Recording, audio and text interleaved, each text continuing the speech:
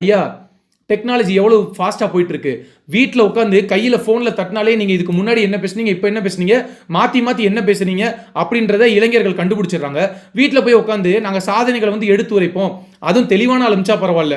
போய் ஒரு பாட்டி கிட்ட பக்கத்துல உட்கார்ந்துட்டு ஒளர்ன்னு ஒளறிட்டு இருக்காரு உங்களோட திமுக நிர்வாகி. நாங்க விளக்க வந்திருக்கோம். இதுதான் எங்க சாதனை. இதுதான் எங்க சாதனைன்னு சொல்லிட்டே இருக்காரே தவிர என்ன சாதனைன்னு சொல்லவே முடியல. என்ன காரணம்? சாதனையே இல்லைங்க ஐயா. உங்க ஆட்சியில ஒரே வேதனையா தான் இருக்கு. இப்ப நமக்கு நீங்க இதுவரைக்கும் என்ன சாதனை பண்ணீங்க அப்படின்றது பிரச்சனை இல்ல. நீங்க சாதனையே கொடுக்கலன்றத நம்ம கருத்து. ஆனா அதையெல்லாம் நீங்க விளக்க தேவையில்ல. ஆனா நீங்க ஆட்சிக்கு வருவதற்கு முன்பாக பல வாக்குறுதிகள் கொடுத்தீங்கல்ல, அந்த எல்லா வாக்குறுதிகளையும் நீங்க நிறைவேற்றிட்டீங்களா? குறிப்பாக கொடநாடு வழக்குல அம்மையார் ஜெயலலிதா மரணம் அடைஞ்சிட்டாங்க. எங்களுக்கும் அவர்களுக்கும் கருத்து வேறுபாடு இருக்கு, கருத்து முரண்பாடு இருக்கு. ஆனால் அவர்கள் மரணத்தில் இருக்கக்கூடிய மர்மத்தை நான் உடனடியாக அவிழ்ப்பேன். ஆட்சிக்கு ஒரே மாதத்துல யாரெல்லாம் அதுல சம்பந்தப்பட்டாங்களோ அவங்க அத்தனை பேரையும் நான் சிறைக்கு அனுப்புவேன் அப்படின்னு சபதம் எடுத்தீங்களே, அந்த விஷயத்துல உங்களுடைய நிலைப்பாடு என்ன இப்ப?